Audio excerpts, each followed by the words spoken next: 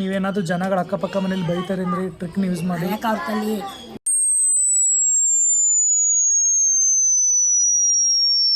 ಬನ್ನಿ ಅಮ್ಮ, ಯಾಕೆ ದಿನ ಇಲ್ಲಿಂದ ಚೀಲ ಒಳಗಡೆ ಎಷ್ಟು ಕೋಳಿಗಳನ್ನ ಹಾಕೊಂಡು ತಗೊಂಡು ಹೋಗ್ಬಿಟ್ಟು ನೈಟ್ ಹೊತ್ತು ತಗೊಬಂದು ಯಾಕೆ ಇಲ್ಮೇ ಅಲ್ವಾ ಇಲ್ಲಿ ಬೈತಾರ ಅಂದ್ಬಿಟ್ಟು ಒಂದು ಚೀಲದೊಳಗೆ ಎಷ್ಟು ಕೋಳಿ ತುಂಬಿದೆ?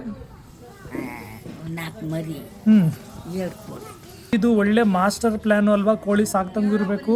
ಅದೆಲ್ಲ ಏನು ಮಾಡ್ತೀರಾ? ಕೋಳಿ ತಿಂತೀರಾ ಮಾರೋಡ್ತೀರಾ? ಮಾರಲ್ಲ ಕಣಪ್ಪ, ಮತ್ತೆ ತಿನ್ನಕ್ಕೂ ಇಲ್ಲ. ಈಗ ರೋಗ ಎಲ್ಲ ಸುತ್ತ ಸಪೋದ್ವಾ ಬಿಡು ಹೋಯ್ತದೆ. ಒಂದು ಇಲ್ಲ ಅವೆಲ್ಲ ಇದಾವ ಇದಾವ.